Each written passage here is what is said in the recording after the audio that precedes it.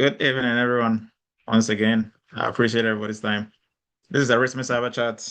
We do this every Friday night, 7 p.m. Eastern. And like I always say, it's Friday night, but you chose to be here to share in the knowledge and also to join the community of like-minded cybersecurity professionals. And we always make sure your time spent here is well spent and you're going to get something for your toolbox.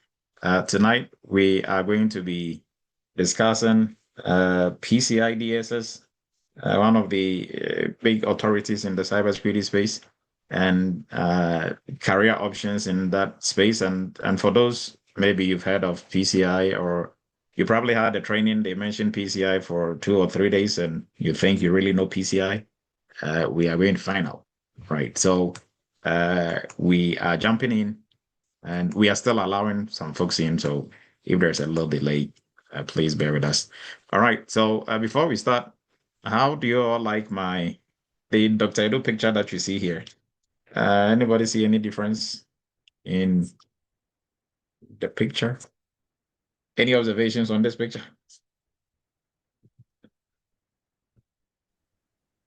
Anyone? Yes, you're 10 years younger.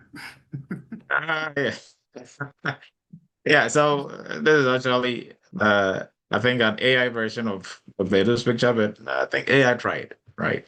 So that is why I'm just bringing it up. I just look at it and myself sometimes. Yeah. So yes, that is just some fun stuff for us to start with. Now, we are going to be looking at what PCI DSS is and the career options in 2026. I'm Dr. Emmanuel Edu, and I'm going to be your instructor for tonight. I'm a former United States Army captain, a former uh, professor at University of Maryland Global Campus, and also CTC. And the CEO of Eretmis Inc. We're a PCI QSA company and a cybersecurity consulting firm as well, and the founder of Eretmis Academy. And like I said, every Friday night we do this, and we do this to help educate the community and to ensure that we are growing as cybersecurity professionals or aspiring cybersecurity professionals in the community. Now, we are partners with CompTIA, and what that means is that we have a 20% discount on vouchers. And the 20% discount, there's not a coupon. Mostly we have to buy that through our CompTIA portal, Eretmis's CompTIA portal, to be able to get a 20% discount. So sometimes when people reach out, they think we have the coupon, we can just give that to you. CompTIA don't just hand out the coupon. You have to actually purchase it through them. So mostly if you shoot us an email, we walk you through the process of getting that 20% discount. And then also if you have sat for any certification exams and you are looking to do a certification renewal, you can two ways. You can either sit for the exams again, or you can choose to use continuous educational points. And if you join us like you are doing tonight, each 45 minutes counts as 1 point towards your certification renewal. And we have a WhatsApp group. The link is going to be posted, so you will be able to join. This is for everything cybersecurity related. So it's not one of those groups. And then we are on School as well. School is where we are gradually moving all activities onto. And we encourage you to also, the link is going to be posted, so you should be able to join us on there as well. So we are going to be looking at, because of time, we are not doing cyber news. Mostly we do cyber news, cybersecurity news happenings in the week. But because of time, we're just going to jump straight into our discussion for tonight. But before we do, these are our upcoming courses. So our GRC internship and workshop program, the next cohort is going to start on the 28th of April. AI governance, the next cohort is going to start on 11th of May. And cloud security, next cohort is going to start on the 5th of May. And then our 7-day challenge, our next cohort is going to start on the 23rd. The one that was supposed to start before, because of some technicalities, we move it to the right. So if you've enrolled in that, we're still going to push you forward. But then the online version of that is also going to be made available, hopefully by Monday. So you should be able to have access to that as well. And our PCI DSS specialist and expert, the next cohort is starting on the 4th of May. And our cybersecurity entry-level cohort will be starting on the 16th, right? So if you are looking to join any of these programs, you can kindly do so. And then also for our cybersecurity and GRC interview arena, this is where you practice your cybersecurity GRC interviews before your interviews are actually due. right? And the best time to practice is when you don't have an interview. So we are going to post the link for you to be able to join this also as well. This is on subscription basis, very on the low side. So we meet 4 times in a month, every Thursday, 8 p.m. Eastern, and we put one person in the hot seat. We ask you different cybersecurity questions from a technical, non-technical, HR side, and then leadership managerial side as well. And you have feedback from at least 5 cybersecurity professionals. That way and then also your colleagues in the audience listening to you answer the questions, they're also learning from it as well. And every week we put somebody in the seat, right? And for anyone starting or looking to break into cybersecurity, the best course out there to help you do that is our cybersecurity entry-level course. This will take you from no background or some background in IT to a full-blown cybersecurity professional working in different roles in GRC, cybersecurity analyst, third-party risk analyst, everything on the blue side of security. You should be able to do when you go through this. It comes with 2 months of training, taking you through a very strong foundation, and then 2.5 months of workshop and internship where you work on real-world cybersecurity projects. And then our cybersecurity GRC workshop and internship. This is where you get your hands dirty working on different cybersecurity projects. So if you've done some training elsewhere, you have some certifications, you have a degree, master's degree or bachelor's in cybersecurity, but you've never done any real-world hands-on projects, you don't have that experience.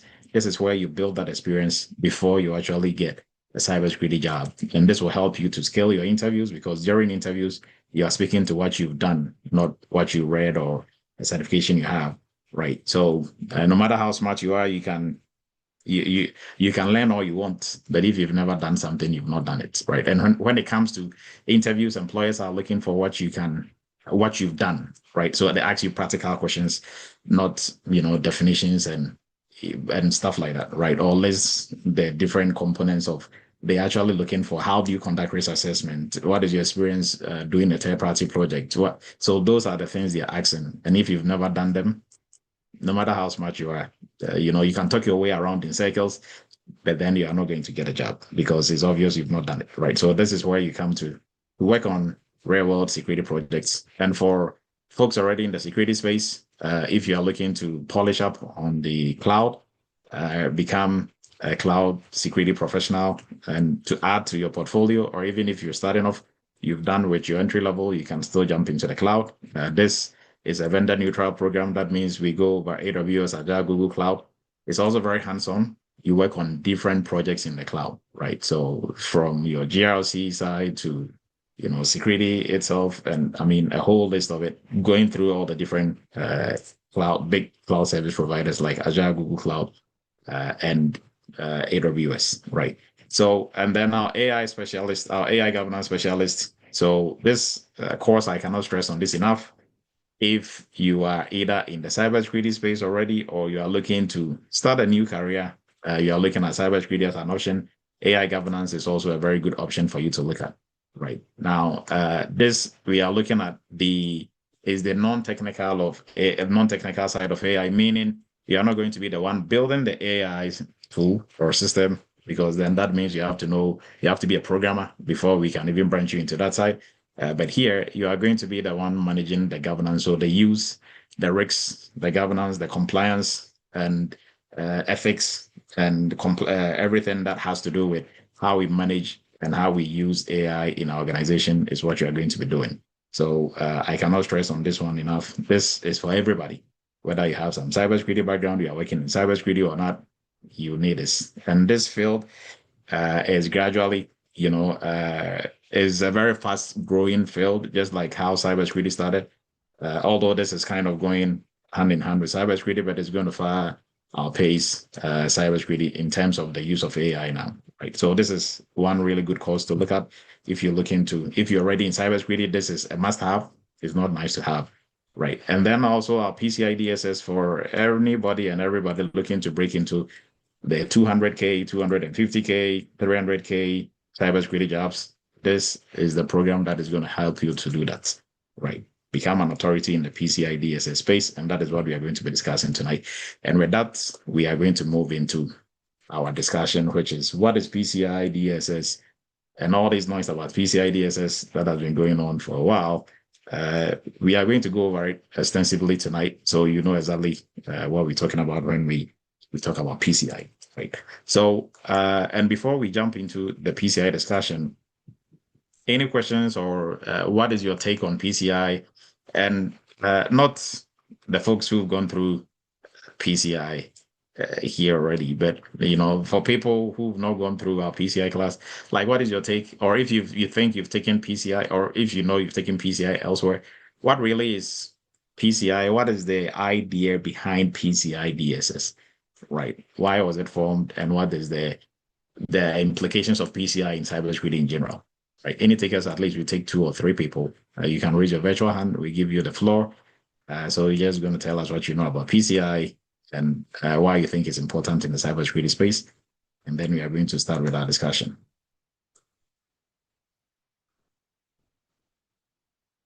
So any takers on here, and going through the participants on here, you can see some PCI professionals, some PCI professionals on here, right? And a whole list of other folks that I don't want to call out, right? So what is your take on PCI DSS?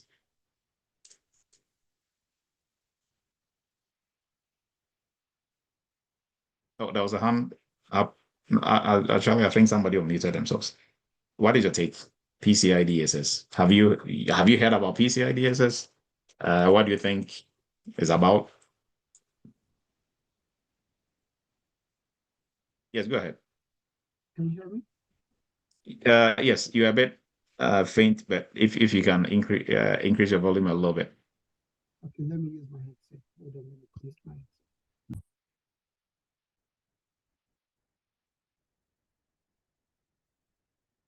All right. Anybody else want to give it a shot?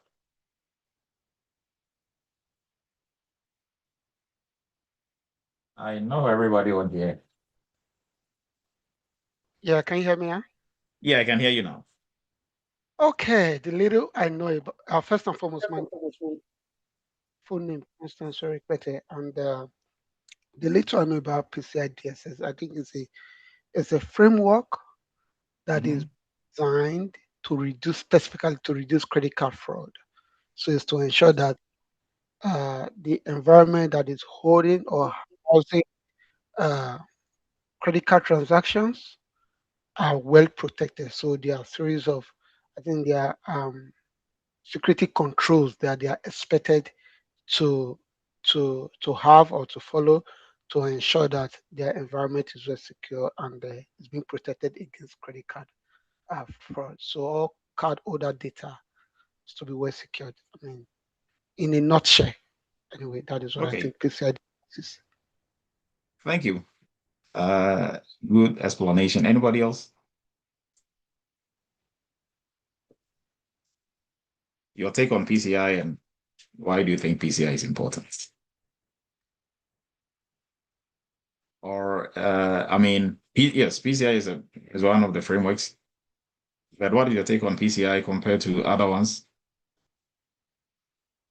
And why is it important? Why is Hello. PCI making sound? Yes, go Hello. ahead, Osin. Yes. Hi. Yeah. I'll take. I'll dig at it. I'm not exactly sure, but I would say that of course is important because of how AI and technology is advancing overall, and so people are getting more and more sophisticated in how to fool right the public and getting money and just fraudulent activities. So it's very important for businesses, especially as we see a lot of businesses, particularly the large scale of the businesses getting broken into as far as like the security and information getting stolen, such as social security numbers and credit card numbers. So as that gets, as the organization gets bigger and bigger and as fraudulent activities increase, we definitely need to have a lot of more governance to ensure the safety of this information. That's my take. Oh, thank you. Also, really good take. Anybody else? What is your take on PCI DSS? Why is it important?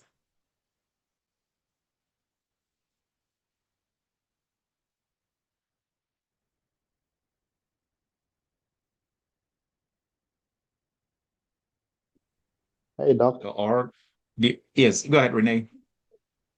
Yeah. So PCI DSS is a compliance, a global compliance framework used mainly for companies who use credit card to process transactions. So this, like somebody said earlier, it was to reduce credit card fraud, and it's made of 12 requirements, uh, mainly to protect. The particularity about PCI DSS is global. Is anywhere credit card is used for transaction, that's where the requirement it is vital. If anybody using credit card, they have to be compliant with that requirement in order to continue using it. And it's managed by PCI counselor, which is made Mhm. of credit card uh, company, Mastercard, Visa, and I don't know, all of them. So yeah, that's all I can tell about it. Okay, thank you, Renee. Anybody else?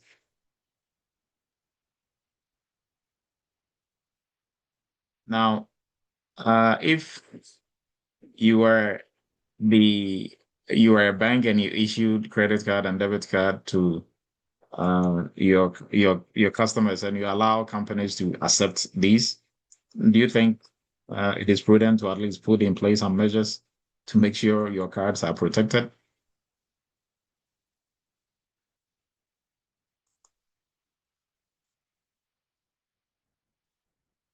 Or you just gonna have everybody do whatever they want? Which I don't really think is the case, or you might want that to be the case, right? So we are going to look at how we came to where we are now with PCI DSS, and so some little history about it, and then we'll look at some case studies in terms of companies that have suffered breaches that cost them a lot of money, right? And why now the demand and the investment in the PCI space. So we are going to look at the evolution of the payment card industry, right? So PCI DSS is the cybersecurity standard or framework that governs how we protect the payment card ecosystem. And that is what we are going to look at, right? So it's a very interesting field. It really, I mean, doing anything and everything in cybersecurity is meaningful and is impactful. You are helping society, you are helping protect everybody else. But in this space, in the PCI space, it becomes you are doing it is more, I wouldn't say more meaningful, but you are actually at the forefront of the war, right? Forefront of the fight against fraud and the fight against hackers getting their hands on. And this doesn't affect only the companies, it affects all of us because we shop at different places. So if your card, your credit card and debit card information happens to be at a specific company's on a specific company's server and they get breached or hacked, guess whose credit card and debit card information is going to be on the market on the dark web, and people are selling it and using it to do all sort of things, right? So we will start with the history of the payment card industry. Now, the history we are going to look at it broken down into three main uh, areas, right? So the first one is how money transactions started in the first place, right? We started with cash. Way before that, it wasn't cash. We were doing barter trade and trading things for other things. We moved into cash, and then we started trading with gold, which gold literally kind of represented gold and silver and all those, right? And then we moved into cash as we know it, right? So using dollars, euro, and others, and then gradually into checks, paper money, writing checks, signing it, and then we moved into specific credits, merchant credits. So, not like how we know it, maybe Macy's will give you a Macy's card, but now we know Macy's cards are either from Visa, Master, or American Express, right? But we are going to get to that. So we move from cash checks into credits from merchants. And then from there, we moved into the actual use of card, where we moved from paper. So we were using, so credit cards literally started like, kind of like a card, which was a paper card. And then we moved into the plastic cards, and which also moved into electronic versions of that. That was, on a network, kind of on a network, and we moved into the cryptography side of it, where we're protecting the payment instructions on the card, right? So that is the second phase. And then we moved into the third phase, where now it has to really do with the protection of the data, because now we had the internet, we had different networks.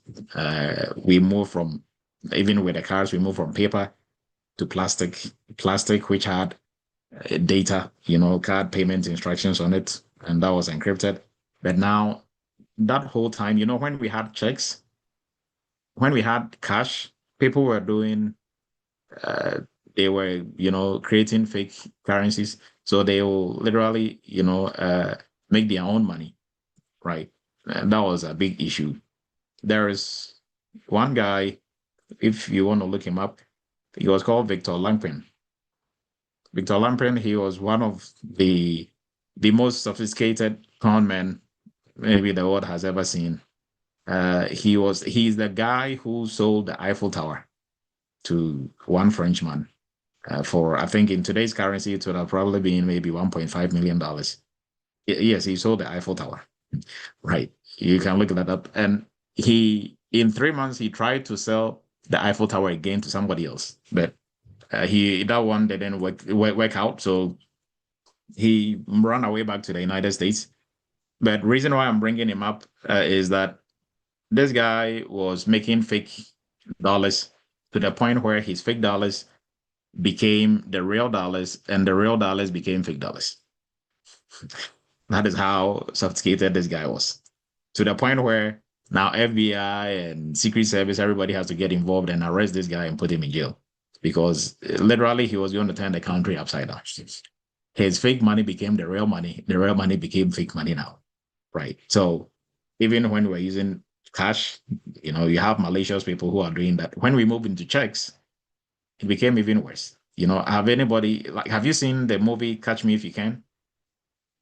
The kid who, did all sort of fraud, he ended up, becoming a fake pilot, and then he was cashing checks because he was able to read between the lines, and he saw that when you cash the check, it takes this number of days for them to realize the money has not gone through, and he was making these fake checks. So even at that time, where about checks, a lot of check frauds, people were also doing that. So now when we move into cards, payment cards, and plastic cards, where we have all the payment data in the card, you think the people who were doing the cash fraud, the check fraud, they have retired and they are like, oops, I mean, now it's too hard. No, now it even became easier for them, right? And so all these people back in the day, some of them have passed and stuff, but people are people. So malicious people, they are always going to be part of, the society. So as we are moving, every stage that we are moving to, people are also gradually moving their crafts of doing malicious stuff, right?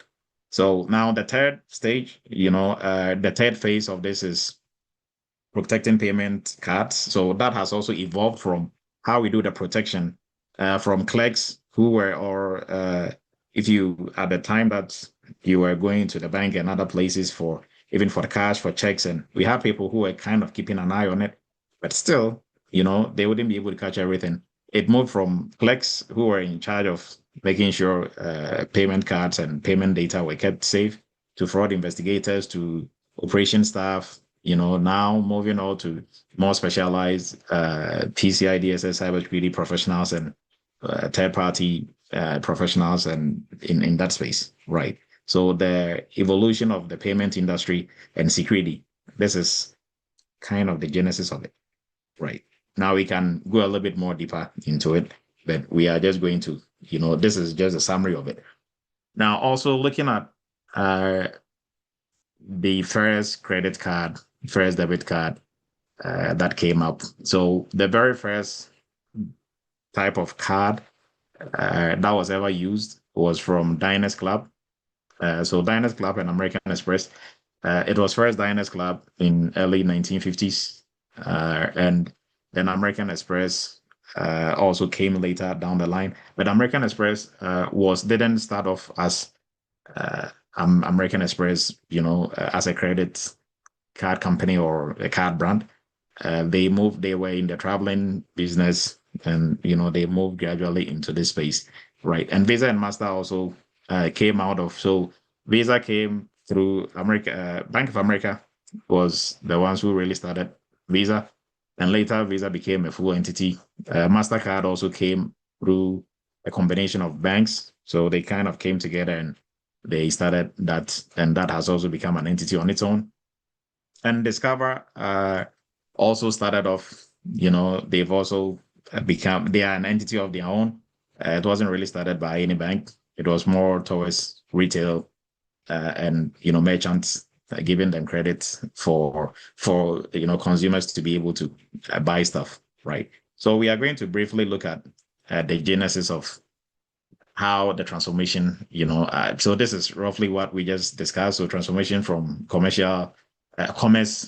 transformation to technology to security professionals transformation and all that. Now we are going to look at the origin of these card brands, and we are building a case, right? We've not got into PCI DSS yet, but we have to know what happened and why we even have PCI DSS today. So kind of giving you some background story. So now these cards, origin of these cards, like I said, the very first one came from a company called, let me go back one. So Diners Club came up with the first one, and I think Visa came in between there, and then we had American Express and then Master, right? So, but then when they started off, when the cards became a thing, like I said, there was nothing like a general purpose payment card. And the general purpose payment cards are what we have today, right? You can buy something or anything anywhere in the world from anybody, even for your bank card, for your debit card, you can take money from anywhere because it's not limited to a specific bank. It has the Visa Master logo on there. Right. So all those are general purpose payment cards. Now the cards didn't start like that. When we started with card payment, it started with banks having their own bank ATM cards, or shops and departmental stores having specific cards that you can use for specific things, until we gradually moved into a position where we had general purpose cards where now we are all using, right? And before payment cards, we had merchant specific credits that were given, and then also closed loop is where we actually started having that network of merchants who are accepting specific type of payment, or you could write different types of maybe checks and others like that, right? And then Diners Club issued the first multi-purpose card where you could use it anywhere. And the focus of this was on travel and entertainment at the beginning, but now it's moved into other areas as well, right? And then that is where we also gradually came up with the pay in full models, where you will use credit and then pay in full. That is the underlying principle for American Express, right? But now I think they have installment payment options as well. But first, American Express, whatever you use, you pay at the end of the month, and they still kind of have that. So this is the first credit card that was issued. That is the Diners, and this was in the 50s, right? So this is kind of a specimen. So you can see these were papers, and eventually they became plastic, right? So we've come a long way. Now, from charge cards to bank cards, the main difference is the evolution, right? So with charge cards, you were paying fully at the end of the month. Bank cards, you were evolving credits allowed. So that is the basis of credit cards that we have today. And for charge cards, we had premium, and it was niche focused. For bank cards, it was more mass market, so anybody and everybody can use it anywhere. Distributed banking system, and this was centralized issuer control. So that is the main difference between charge cards and bank cards. And now we don't have charge cards and bank cards; they are all bundled together as one. And the very first modern credit card was issued by Bank of America. It was called a Bank America Americard, right? That was 1980. And that has also evolved over time to go beyond just Bank of America for everybody else to be also for it to be accepted almost everywhere, right? So we are going to look at some basic backgrounds for Visa, Master, American Express, and Discover. And you understand why we are looking at these companies, right? So Visa, like I said earlier, came out of Bank of America, and it was a network, right? So and it's not like today it's not a network. Visa is still a network. So they started it as a network where all transactions and everything was supposed to go through that, right? And eventually, they became so big. American Express, Bank of America had to make it, or move it out and make it an entity on its own. So it was formed 1976, and it has become what we know it to be today. So key innovation for this was key separation of responsibilities. So the issuer here are the banks.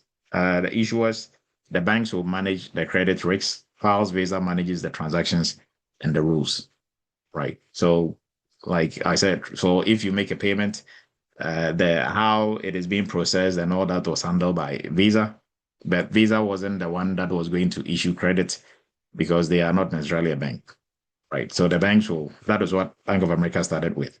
And the impact now, Visa, when it came around, it made transactions easier because companies that adopted Visa and use Visa, it means they joined. If you are using Visa, it means you joined the Visa network. So if you join the Visa network, you can reach a broader audience.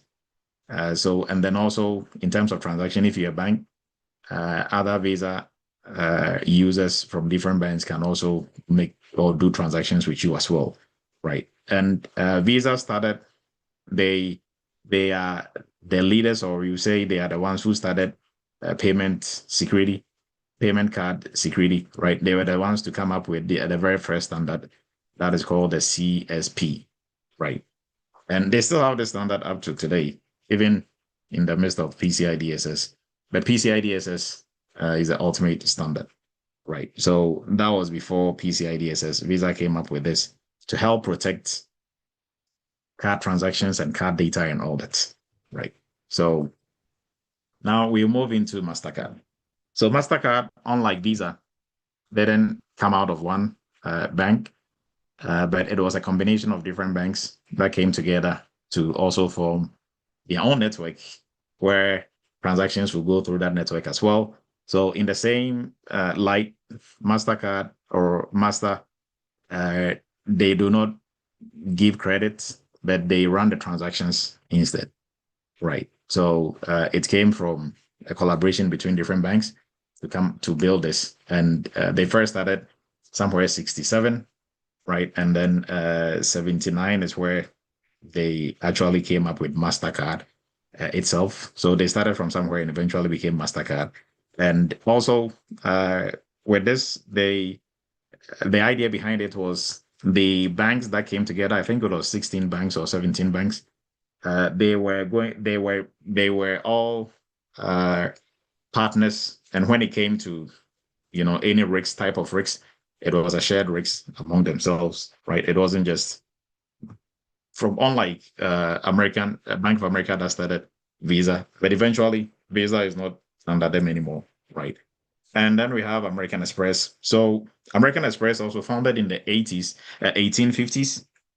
And like I said, it didn't start off as American Express as we know it, right? They started, doing different things in the market. They were doing transportation and other stuff before eventually, they came with so they also started with a paper type of credit, and then eventually they moved into the actual credit card space, right? So I think for their charge card, they also came up with their charge card, which kind of we can say is the credit card or type in 1958, and they've also evolved.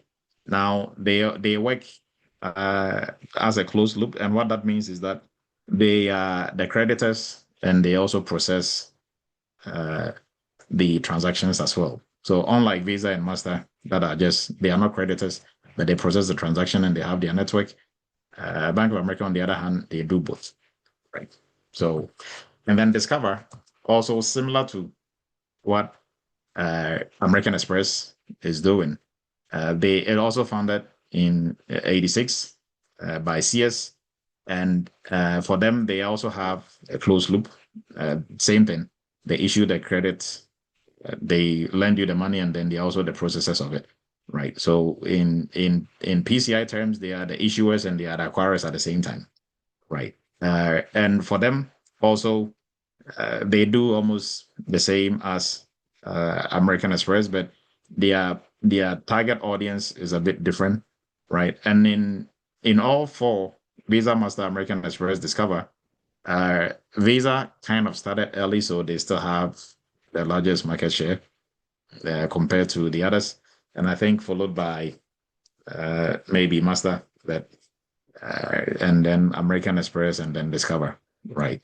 So we are going to be looking at security before PCI DSS, and I think we've discussed why security is important, because now the credit card and debit cards, if you look in your wallet today, I don't think anybody goes around carrying like $1,000 in their wallet or in their bag or in their purse, cash.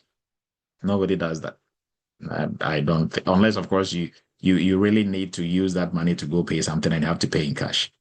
But all the thousands that you can have on you will be in the form of a card, right? So when you lose your wallet or you lose your card, it becomes a big issue because if some malicious people get their hands on it, they will be able to use it, and if care is not taken, they'll be able to spend some of the money on, right? They can even duplicate your card and go use it elsewhere, right? So security, and like I said, security even from when we were using just cash, we had to, people were printing, fake money when we were using checks, same thing, right? But now it's even easier, and people can steal and make transactions really quick. They don't even have to be there in person, right? So that is what makes it even more problematic, right? And with just one breach, if you breach a company and you're able to get your hands on where they are storing card data or credit card, debit card information, that is what all attackers are looking for, right? If they steal 100 million credit card, debit card data, and they sell even one data for one card for $1 on the dark web, they just made $100 million, right? Now the people who are buying it are also, but and that is on the very low side. Now your credit card and debit card on the dark web, they cost anywhere between $12 to $14. So even if they steal 100,000, it's a lot of money, right? And they sell it, and the people who are selling it are the ones who are going to actually use it, right? So security for credit card, debit card, we cannot stress on that enough. So that is why it is, security for all types of data is important. But here, when it comes to a credit card and debit card, it gets personal for all of us, not just for companies who are taking the credit card and debit cards, but for every single person, because it affects everybody, right? Now, so before we had PCI DSS, what were we doing? right? So early security models that we had. So physical verification, merchants rely on signatures and visual inspection to validate transactions, and the process was manual. So, paper-based systems, limited scalability, introducing human error as well. Even though we have AI and everything up to this point, there is still some human in the loop when it comes to even still the credit card side, because if you have to return something to Walmart or return it to any company and they do chargebacks, you print the receipt and everything, staple it and put it somewhere, and the receipt still has your credit card and debit card information, some of it somewhat on there, right? And when we do audits, PCI audits, we inspect all those stuff. And mostly, that is one of the problematic trends that we are always going to run into, right? Now, so before PCI, the magnetic strip era, when they started with the cards, it was just paper. They moved into plastic. It was form of kind of just the presentation. It didn't have any data on it. Now we moved into the magnetic strip era where we had the data. So your name and the card information and everything was on there. So that enabled electronic transaction. So now allowing electronic transaction also means that attackers can also intercept, or when you store some of this information on your systems, the credit card, debit card information, they can also break in there and steal it, right? So data storage or storing data on the magnetic strip. Also, the risks that brought about was it could be copied and reused, right? So that is why attackers have schemas now. So the schemas, if you go to a shop, you are buying something and they have a schema installed on the POS. As you swipe or you dip your card, it captures all that information and they can remake your card, right? So they can go buy something elsewhere without you being there, but still your card is going to be charged, right? So introducing the magnetic strip at the back of your card, that label, black, brown label at the back of your card, that also introduced a different type of risk, right? Now, in the 90s, before PCI DSS came about, I mean, although Visa had their standard or their framework on how to protect credit card, debit card information, there was still a lot of issues, right? Stolen cards, counterfeiting, identity fraud, account takeover, and all sort of things. High identity fraud impact. So there's always been these problems, always is always been there. And it's not like it's not there today. It's there today, but at least with the help of PCI, is being kind of monitored and made a little bit more difficult for attackers to pull it off, right? So now in the 90s, the problem that we encountered, because that was where card transactions were, gaining speed. Now there was no unified standard. Each one of these card brands, they had their own standards. So protecting your environment as a merchant became a bit problematic, because you have to follow this and follow that one and follow that one. And most of the times they are all saying different things, right? So you don't really know which one to follow, right? So now pre-PCI security program, what we had was that the card brands, they had their own separate frameworks, like I said from the beginning. Each card brand, Visa, Master, American Express, they had their own security standard that merchants were supposed to follow. So lack of standardization or lack of a unified front when it comes to one security standard for organizations to follow kind of made it easier for attackers to operate and function, right? Because they didn't have one unified front. So fighting attackers will eventually be a problem, because there'll be some lapses and there'll be some gaps in there, right? So now also with the internet, when we were using these card transactions, even when we had the magnetic strip and everything, we had our POS terminals and we were just doing transactions mostly in person or sometimes over the phone. Now, with the internet booming, and e-commerce, becoming a big part of what we do every day. We're doing transactions more online. So it means our data is now also being stored online, being stored on different systems that were somewhat accessible online, right? And these transactions online and all that also brought a different level of risks and a high level of exposure as well, right? So attackers, they were targeting databases, centralized databases with a lot of, large card data, right? Because the bigger your, the bigger the win for the attackers in terms of how much or how many credit card, debit card information they'll be able to get their hands on, the better it became for them, right? And that also makes their life way easier because now you don't have to do maybe twice or 3 or 4 times the work. With just one hit, you'll be able to get way more than enough for you to get onto your next endeavors.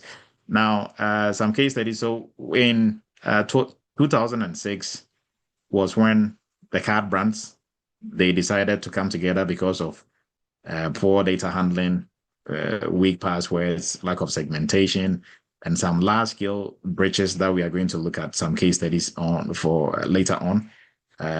That showed that these large-scale breaches show that there was a systematic weakness within the handling or the security or the protection of credit card, debit card data, right?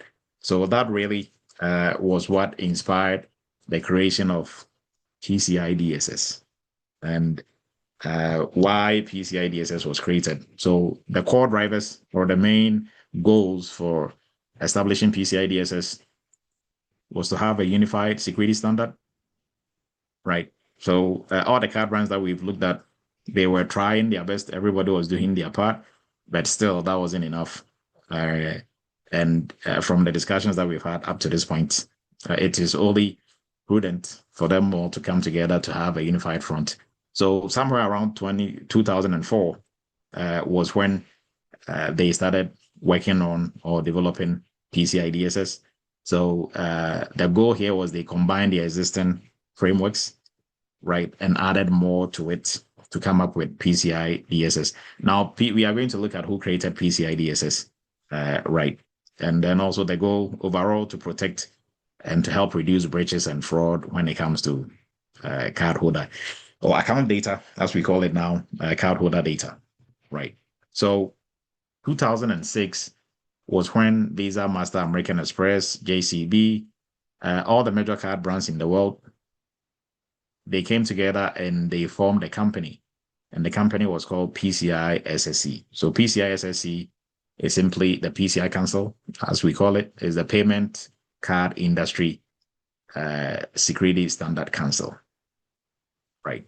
So this is an organization or a company that was formed by Visa, Master, American Express, Discover, and JCB.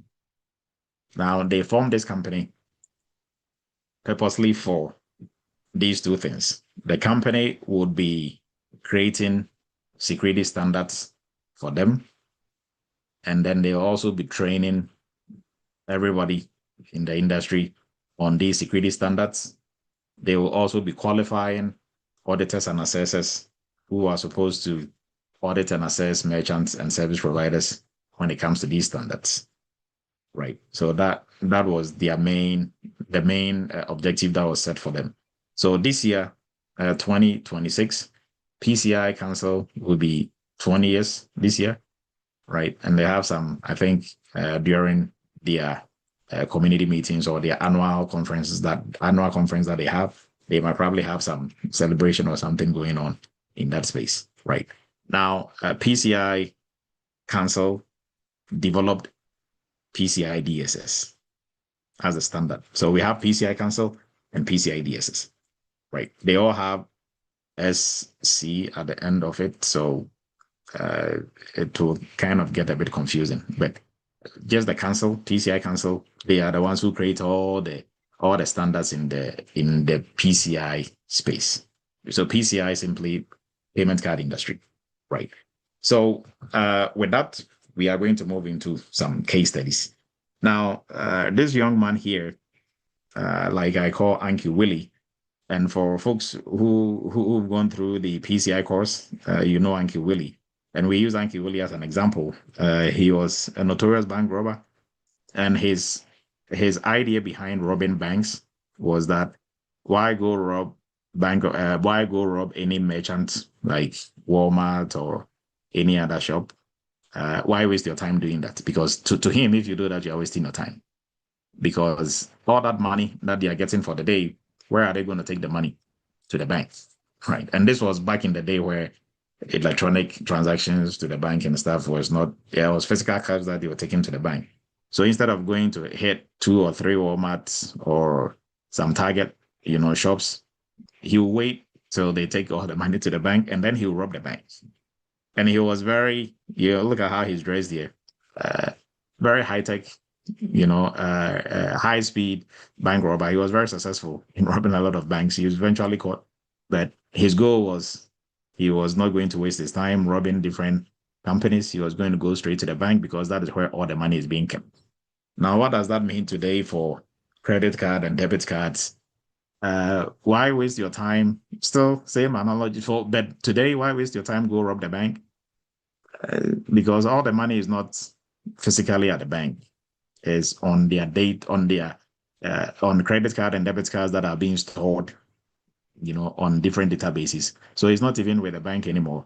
The bank has some other companies that are processing credit card and debit card. If you're able to break into them in terms of breaching their network and getting your hands on their servers that are storing credit card, debit card, that is it, right? And you can do that without all the logistical nightmare of robbing a bank. Right. So in today's day and age, attackers are not looking to, except those who are not that sophisticated. But if attackers who know what they are doing and who are IT oriented, they will look at, trying to get their hands on a lot of credit card and debit card data from different companies. Right. So we are going to look at historically some of the big breaches that bordered on credit card, debit card information. Kindly give me a second.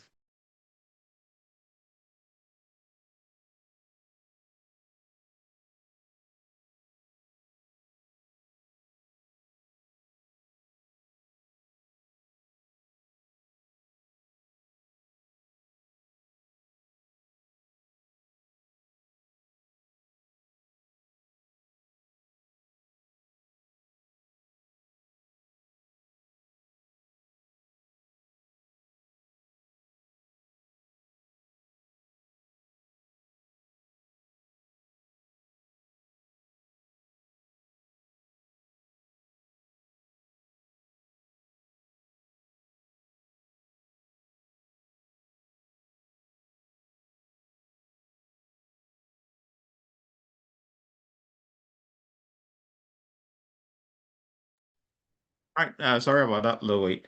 So British Airways 2018, they got to be in the news for all the bad reasons. So they got breached and about 380,000 customers' data got compromised. Right. And like I said, if attackers are supposed to sell one credit card information for even $10, multiply that by 380,000. That's a lot of money, right? And for British Airways, this cost them a lot, not just in your reputation, but then there's going to be some fines, lawsuits. So you end up losing a lot of money. Now, Adobe also got breached, and that also involved a lot of data that was being lost. So about 38 million customers were impacted, and their credit card and debit card information also got compromised. This also cost them a lot of money, and all of these, it cost them more like upwards of $100 million, right? And that is what they disclosed to the public, but it probably might cost them more. We also have Equifax. They also had about 143 million customers' data being compromised. They settled for $124 million. And that was not just it. They also, had some other costs to that as well. Right. So, and then we have Target. In 2013, they became the superstars when it comes to data breach, and about 40 million credit card, debit card information was compromised. So when this happened to Target, at that time, that was the biggest hit, form of attack in terms of cardholder data being compromised at that level, and as you've seen, British Airways and the others were 2018, 2019, and thereabout. So, and that was 140 something million credit card and debit card information that was compromised, right?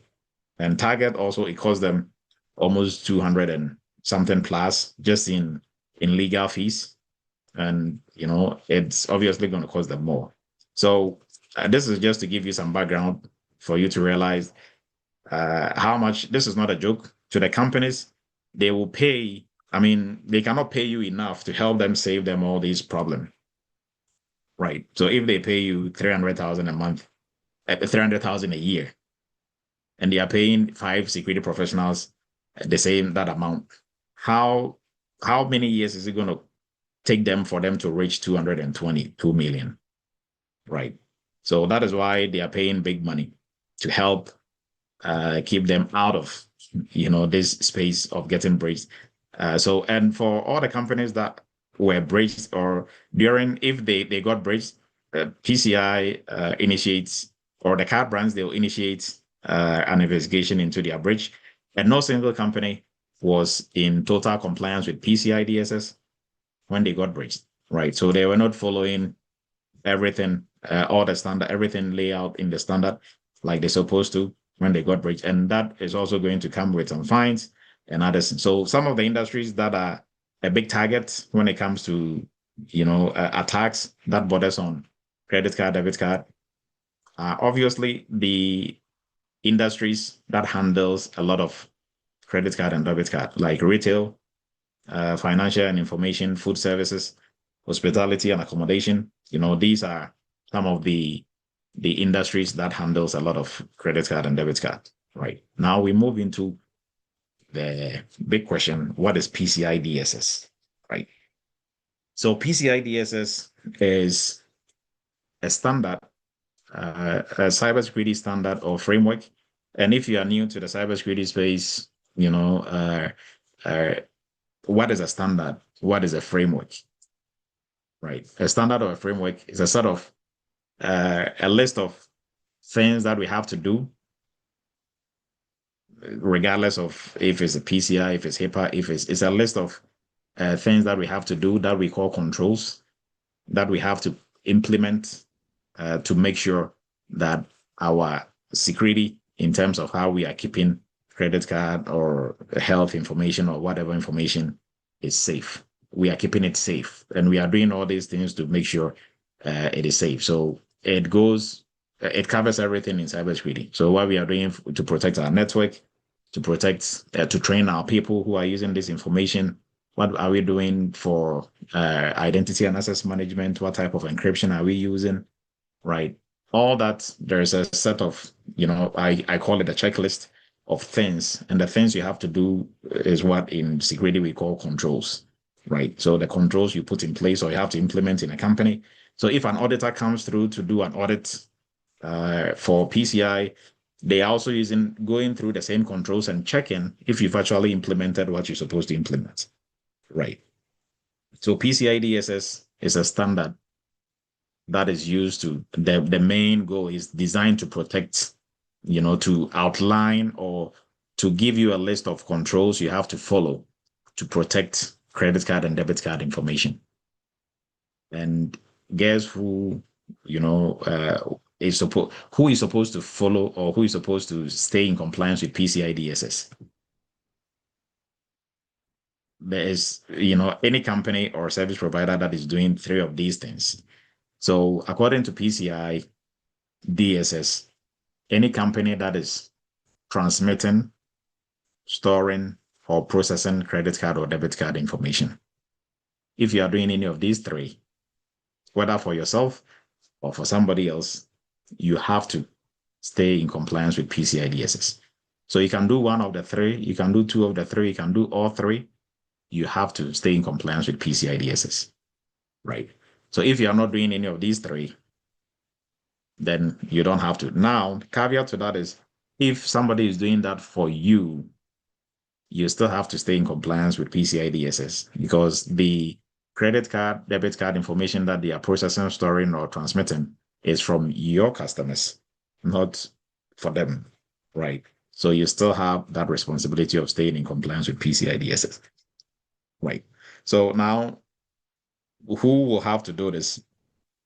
Any company accepting credit card and debit card will have to follow PCI DSS. So where are the companies or which companies are accepting credit card and debit card for payment? Almost everybody, right? Not almost everybody, right? So that means that every organization that is accepting credit card and debit card will need to follow PCI. Now, is this mandatory or you can choose to follow or not choose to follow? It is mandated. It is mandatory, right? So it's not nice to have. You have to. Once you are accepting credit card and debit card for payments, you have to follow PCI DSS. Or if you are transmitting, storing, or processing for another company, you still have to. Once you come in contact with credit card, debit card information, you have to follow PCI DSS, right? It's not, I want to or I don't want to. You have to. And that is what makes PCI DSS an authority framework, right? And it is international. It doesn't matter wherever you are. Once you're accepting credit card, debit card information, you have to. You can be anywhere in the world. It applies to you, right? So PCI DSS cuts across government agencies. It cuts across different industries. It cuts across countries. It's the only framework that cuts across everywhere, right? That is also mandatory. So it's not nice to have. You have to, right? And it was developed by PCI SSC, was created by Visa, Master, American Express, Discover, and JCB. And they are the ones, who actually initiated the PCI DSS framework and all that, right? So in short, PCI DSS Foundation for Payment Security is a global standard for protecting credit card, debit card information or card data. And it aligns the critical controls for reducing fraud and also helping to reduce breaches that will border on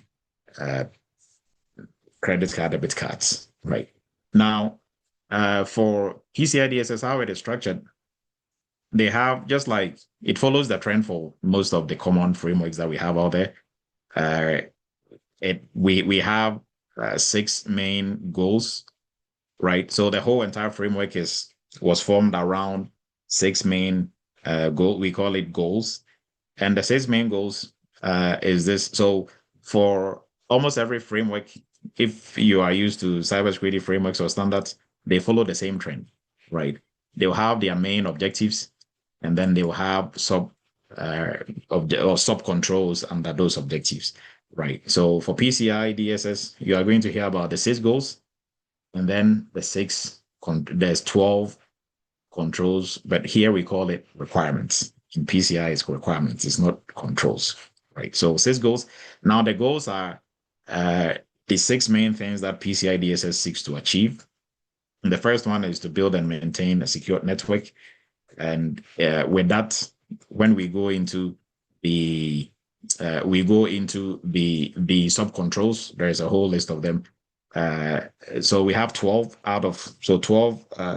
requirements that we call controls that we call requirements in PCI. They are listed under the 6 goals, right? And then we have protect cardholder data. Number 3 is to maintain vulnerability management program within the organization. Number 4 is to implement strong access control. Number 6 is to regularly monitor and maintain and test your network. And then we have 6 is to maintain information security policies. So these are the 6 main goals, right? So main reason why PCI DSS was set up. Now, if you go into the requirements, there is and the requirements also have sub requirements. So it's like the controls, they also have sub controls and sub controls. So it's a lot. And PCI is one of the frameworks that is a bit it's not difficult and it's not easy. It's doable, but then you have to really learn the techniques and the strategy of moving around when it comes to PCI, right? So why does it matter? I think we've explained that extensively to protect cardholder data, which is cardholder data is a fancy name for credit card, debit card information. Reduce fraud and financial loss to reduce card brands. So if the card brands are the ones who are issuing the card, also all losses will come to them. So to help reduce and mitigate that. If you are non-compliant or for non-compliancy with this, with PCI DSS, one, you are not going to go to jail as an organization. If you are owner or CEO or in any of those capacities, you are not going to go to jail because it's not instituted by the government, unlike HIPAA, that you can literally go to jail for not staying in compliance with that. But for PCI, what can happen to you is worse than jail. So one, they will fine you. So there'll be a fine for you to pay. So if we do your audit or assessment and you failed, or if you didn't do an assessment at all, right? So every year you have to show your compliance, they have to show your compliance report to show that, yes, I did my audit and I passed. If you fail, there's going to be a fine. And the fine is for every month that you are not in compliance. So let's say you failed in October and you're supposed to submit your annual assessment in October or November. If it goes past November or December, like if it go past that month that you're supposed to submit it, every month you're not in compliance, you are going to get fined. And the fines, it ranges from 10K, 20K to some companies are paying 120, 150 for every month they are not in compliance, right? And if you say, okay, you know what, I'm not going to pay this money. I'm not going to pay. Okay, that's fine. You're not going to pay. Guess who is going to process your transactions also? The card brands, and they're also going to seize you from their networks. So you wouldn't be able to accept credit card or debit card anymore, right? And that is worse than jail because that means your company, you are going out of business. You wouldn't have any company anymore. And two, even if they still bring you back on, they can increase your transaction fees. They can jack your transaction fees, and that is going to affect your profit margin as a company, right? And eventually, like I said, you can lose your ability to process credit card and debit card, which is worse than jail, right? So although PCI DSS is not enforced by the government, by law, by the government of the United States, it goes beyond that because if it is enforced by, for example, HIPAA is enforced by United States government, it stays only in the United States. It cannot go beyond the United States, right?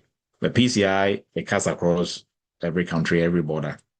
And if you joke with them, they're also going to joke with your money, right? So that is what makes it one of the frameworks that if you master as a security professional, if you move into that niche, in terms of how much you can earn, really depends on you and how you sell yourself, right? Now, also, reason why we do this to prevent large-scale data breaches, like the ones that we just saw, and then also establish a security baseline, so minimum security standard for network data protection, access control, and all that as well, right? And then drive better security architecture because it will help us with our network segmentation, tokenization, encryption, data minimization, build customer trust as well. Because when you get breached, yes, you're going to pay huge lawyer fees, lawsuits here and there. You're going to pay customers off and stuff like that. But what you cannot quantify in terms of loss is your reputation, right? Your reputation, you cannot quantify that. And that is going to have a big impact on what, and also on your customer confidence, right? So people wouldn't want to do business with you anymore because of, you are an easy target for attackers, right? And then also it enables global payment ecosystem to work, and it's more standardized for us to be able to, it works best for all of us because now you travel anywhere, you don't have to necessarily go back to your home state to take money out of, because back in the day, before Visa and Master and all these card brands, if you had a bank card and you move out of state, or there's no that's it, there you don't have any of that bank where you go in, it will be hard for you to take money, right? But now it's not like that. So it is helping all of us. So as security professionals, when you are doing PCI DSS, you are helping everybody else, not just the company that you are doing it for. All right. So now when it comes to card holder data protection or credit card, debit card data protection, it's moved from phase one, physical security, that's when we're focusing on the physical cards, to data security when we started doing electronic transactions. And then we moved to data minimization. So now in this phase, the goal was to help reduce, if you don't need it, you don't store it. And that is still a good practice in the cybersecurity space, in cybersecurity in general and in PCI, right? Now your EMV chip technology also enhanced our transaction, the protection of our data for transactions because of the cryptographic nature of it. So that is the chip on your card, right? And then also we move into the modern architecture. That is where we are doing tokenization and P2PE. So that is point-to-point encryption.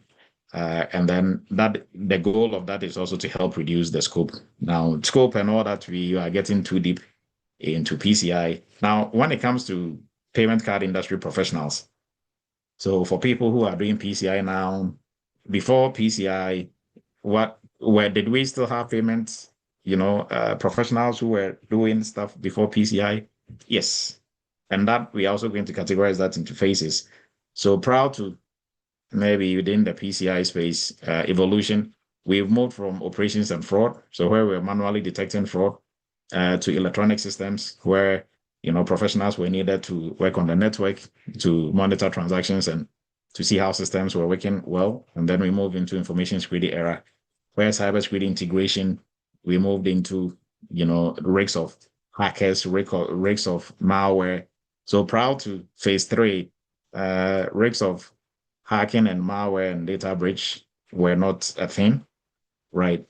Because we were doing things manually. We're not even until we came to electronic transactions, and then we moved into internet age and internet space. That is where hacking and malware and those became an issue.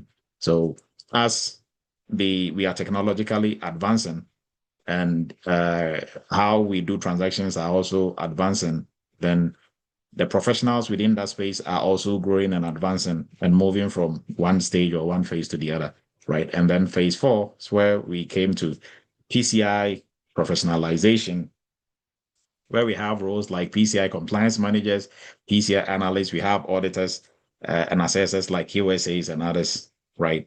Their responsibility is to, assess controls, make sure we are adhering to these controls, and then also to help reduce risks as well. And then even moving further, we are looking at other extended areas. So because now we are also in the cloud, so PCI is not only on-prem, also we are looking into the cloud as well. When you do audit and assessment, you also move into the cloud, do assessment in the cloud as well. Now, third party also play a key role here, because as a company, if you are working with any third party, you have to also check if they have to stay in compliance with PCI, or they are doing anything for you when it comes to credit card, debit card, information handling. They also have to stay in compliance, right? And regulatory risks.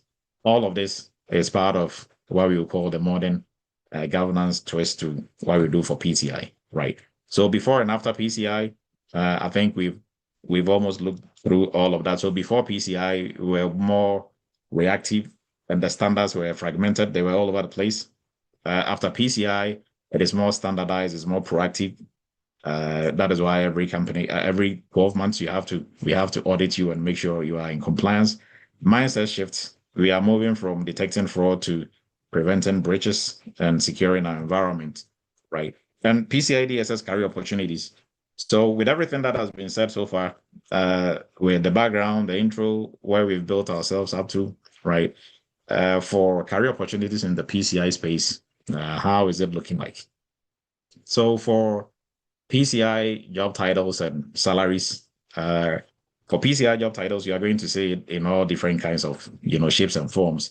So you have PCI programs compliance analyst, PCI programs manager, PCI compliance officer, PCI security consultant, compliance analyst, and the list goes on. Sometimes you see cybersecurity analyst, slash PCI DSS analyst. So there's a whole variety of it.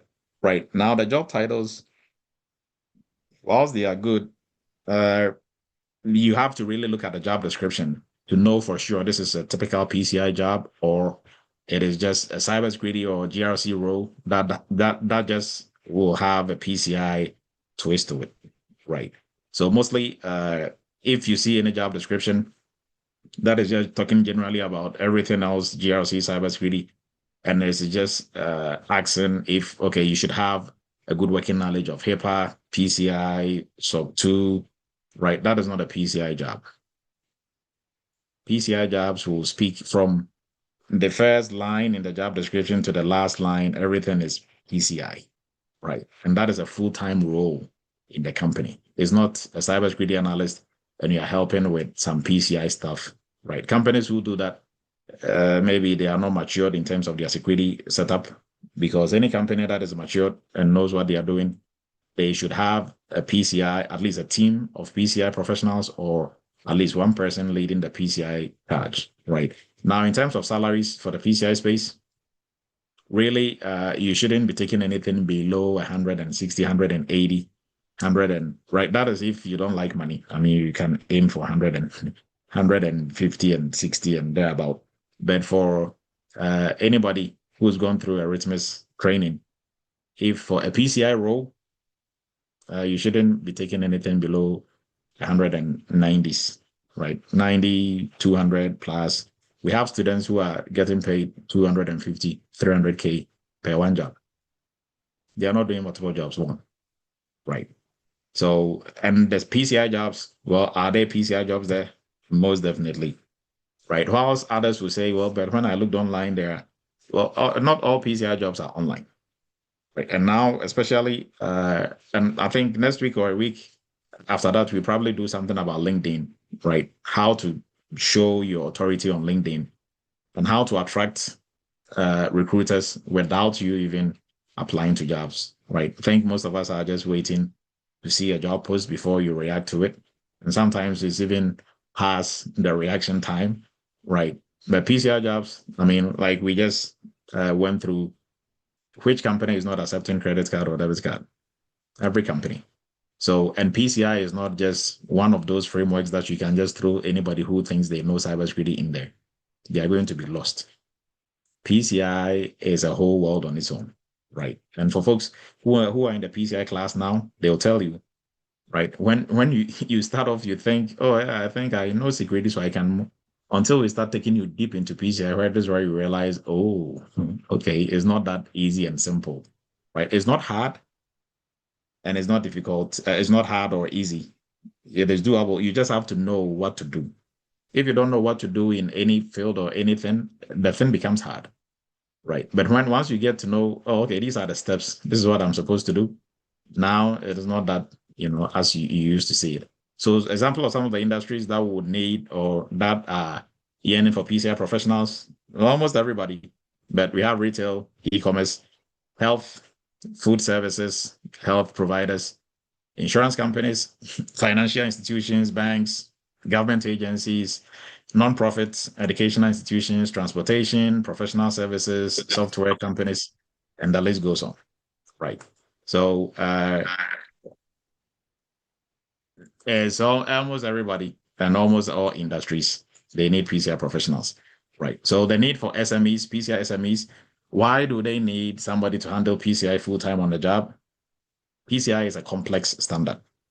Unlike maybe ISO 27701, NIST cybersecurity framework, or CIS controls, PCI is a bit more complex than. So that is why I said if you went through any training and somebody taught you, or you went through some YouTube videos or Udemy or somewhere and somebody said, okay, this is PCI, I thought you all PCI.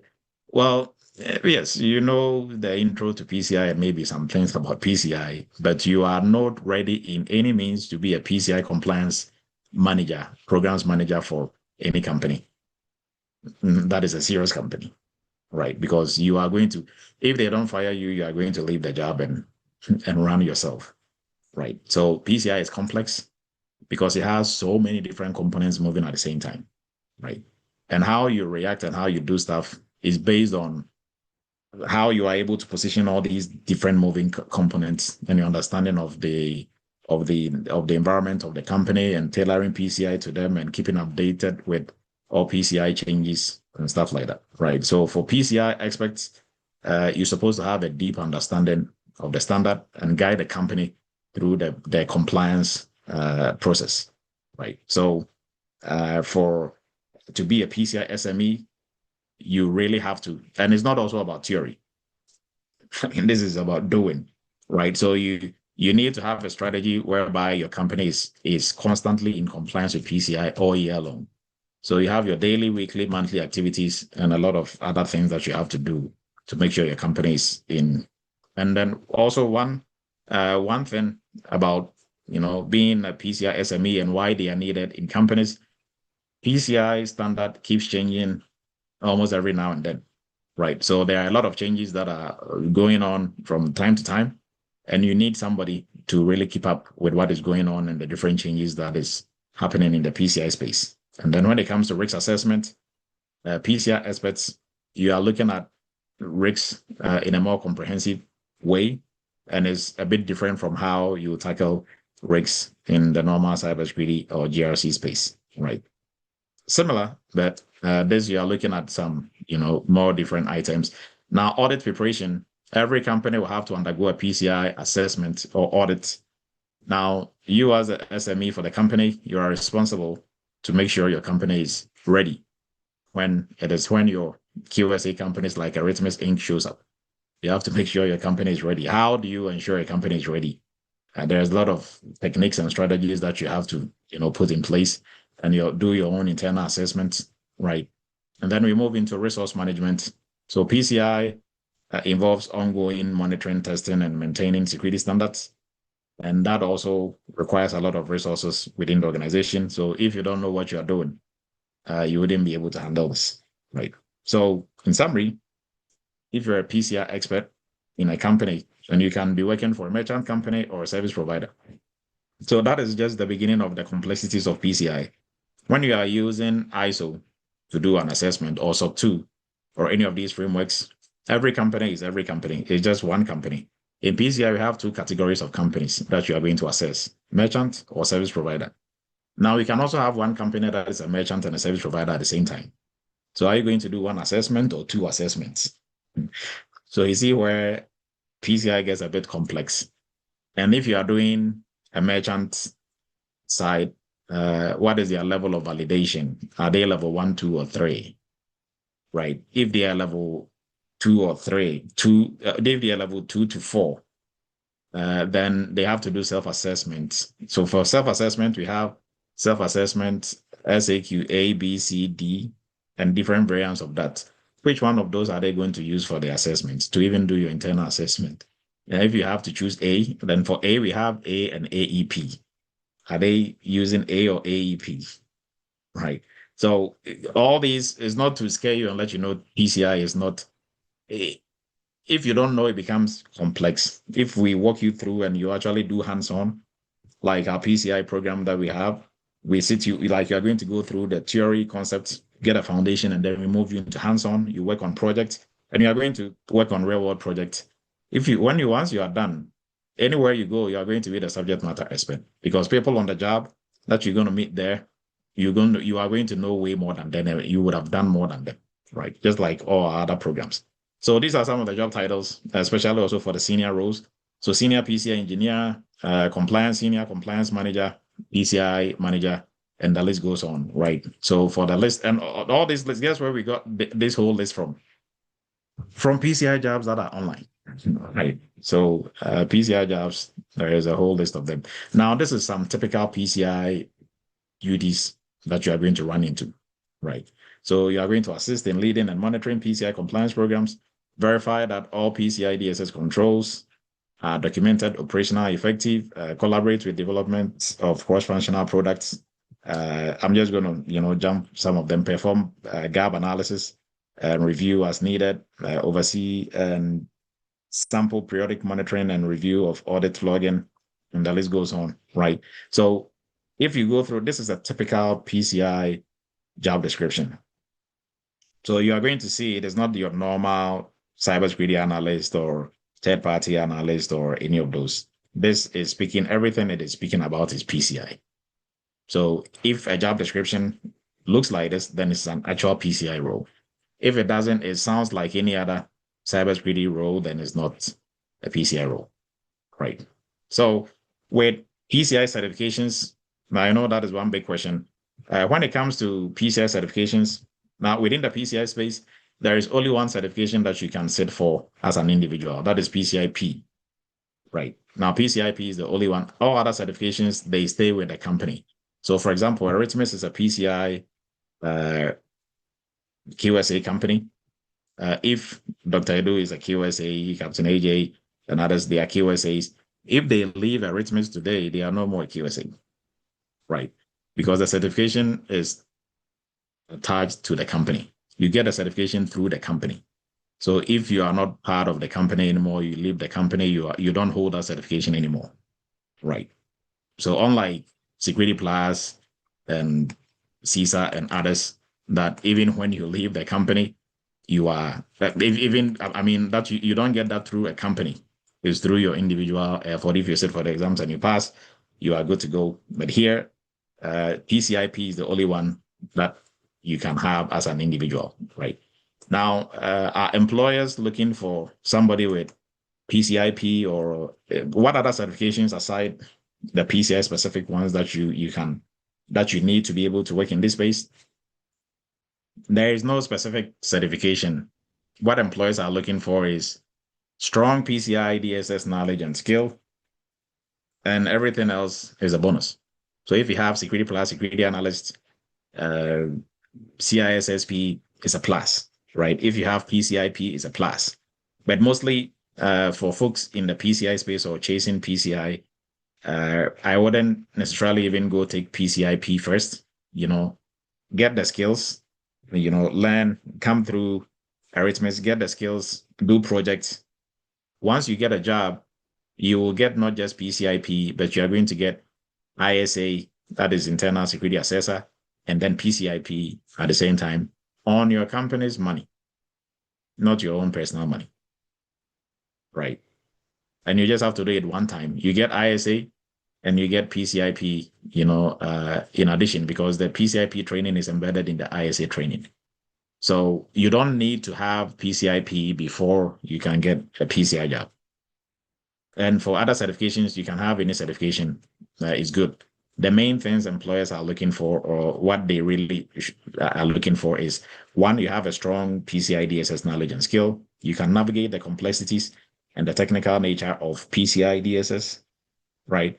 And the technical nature is not, you are not going to be doing coding or any of that. But like the examples that I was giving you, there are so many different moving pieces. So understanding all of them and seeing where the organization fits, coming up with, a strategy for them to stay in compliance. Those are the things we are talking about when it comes to technicality, right? Understanding PCI compliance, identifying areas of non-compliance and risk, and coming up with remediation strategies and how to strategize to do that, assisting with your audit reports, so report on compliance, and your SAQs or self-assessment questionnaires. These are some of the expectations. Also ensuring that penetration testing and your ASB scans, which is your vulnerability scans, and PCI are done quarterly. Leading security enhancement projects, understanding and documenting complex brand payment acceptance, and also card servicing processes, and applying PCI DSS scoping, knowing how to do scoping, PCI DSS. So scoping, interpreting, and prioritizing both your application and network vulnerability test results, educating and conducting awareness training, PCI awareness training for your company as well, right? So these are some of the technical PCI skills they are looking for. When it comes to the non-technical ones, you have to have really strong writing skills, able to communicate information about complex issues to stakeholders in a clear, easy, grandpa style for them to be able to understand, ability to develop and create, adaptive solutions to complex, inquiries and issues, problem solving, analytical thinking, effective leadership, coaching and mentoring junior staff, demonstrating ability to quickly adapt or assimilate new knowledge because PCI is ever changing, and having a good business acumen, right? Understanding the business of the organization in the context of how, if we mess up on PCI, it can affect the cash flow of the organization, right? Some project management skills is also a big plus. Experience in defining workflow design, mapping excellent leadership and team leadership skills, communication skills as well. So strong verbal and oral communication as well. All these are some non-technical skills, right? So where can you get a job in the cybersecurity in the PCI space? We've started with the industries that are suffering when it comes to PCI. And these are industries that accept credit card and debit card most, right? So the health, financial, tourism, the retail, right? Aside them, everybody else needs a PCI professional on their staff to be able to help them navigate this, right? And a PCI is a high visibility role in a company. So if you are in a PCI role, the CEO will know about you. The CISO, whom you are going to work under, obviously knows about you. Now, if you know your stuff, you are going to be a rock star in the company. Because if you pass your audit, the CEO will know about it. Everybody else will know about it. If you fail your PCI audit, guess what? Everybody is also going to know about it, and they will know you don't know what you're about, right? So if you know what you're doing, this is one role in the cybersecurity space that is very high visibility. It's going to make you shine, right? So we encourage you to look into our payment security training, join the next cohort, and you will be able to, create a niche for yourself in the cybersecurity space. Now, this niche is arguably the most lucrative niche in the cybersecurity space, right? And on that note, if you've not taken our free PCI DSS course, kindly go to our website, Eretmis Academy. We have the PCI DSS for beginners. Take that, and then you can also make an appointment and make an inquiry about our PCI DSS specialist and expert course. And these two courses, either or, if you start with a specialist, you can upgrade to the expert. This is going to make you a rock star in any company that you find yourself, right? So if you didn't know about PCI before, now this should start a conversation. Start looking into it. Start digging into it. Look around. Look for job opportunities out there, right, before you even come to enroll in the program. And this is what is going to, it doesn't matter if you've started your cybersecurity career, you've not, landed any cybersecurity role yet. You can still, we have some students who went through entry level, did internship, and they did PCI, and their first role was a PCI role, making 200K plus, right? So, but if you are starting, if you are looking to break into the cybersecurity space, I encourage you to look into our PCI, into our cybersecurity entry level course first. And this course is going to make you a full-blown cybersecurity professional, within about 5 months, thereabout. And you can work in different roles in cybersecurity because it comes with not just the training, but hands-on, where you work on different projects as well. And this is the hands-on part of the GRC internship and workshop, is the hands-on portion of the entry level, right? And this is where you get your hands dirty working on different cybersecurity projects, from GRC projects like governance, working on policies, risk assessment, third-party risk assessment, incident response, and all these you are doing.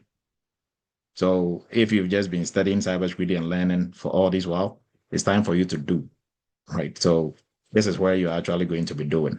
And we just don't do, but we walk you through critical thinking and analytical thinking part of cybersecurity. So we analyze each project really in depth for you to really understand what is going on before we jump into doing, right? And for folks, if you are still on the sideline, our cloud security, everything that we are doing goes in the cloud and on-prem. So if you are in the security space and you've not done anything cloud, even if you think you've done something cloud, I encourage you to look into our cloud our cloud security professional program.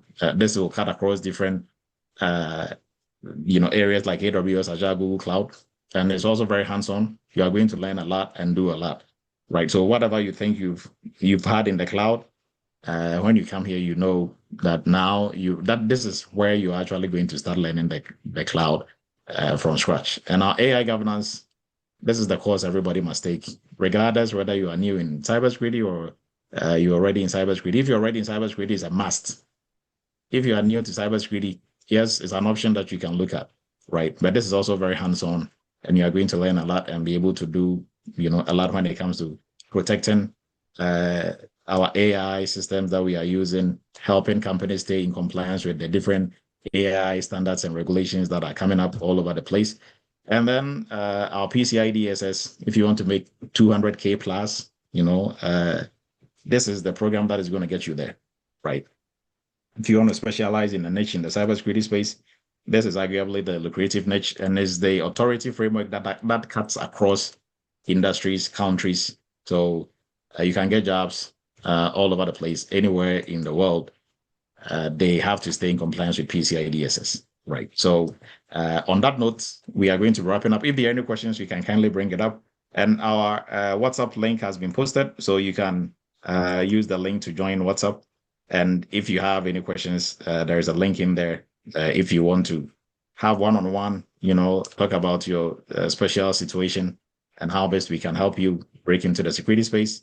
All of that has been posted in the chat. So any questions for the group about PCI DSS carriers, what you can do in the PCI space, or if this was your first time of hearing about PCI, or maybe you've heard about PCI, but you didn't really know much. Hopefully this gave you some very good context and perspective on what is going on in the PCI space. Right. So any questions from the group before we wrap up for tonight?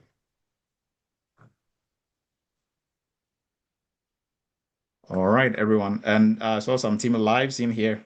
So if you didn't put team live in here, kindly do if you're looking to reset for any certification. So if you put team live in here, you take a screenshot of it. That will count for your points to renew your certification. So on that note, I appreciate everybody's time. If there are no questions, we are going to be wrapping up. And for everybody, they should start a conversation when it comes to the PCI DSS side of the house, right?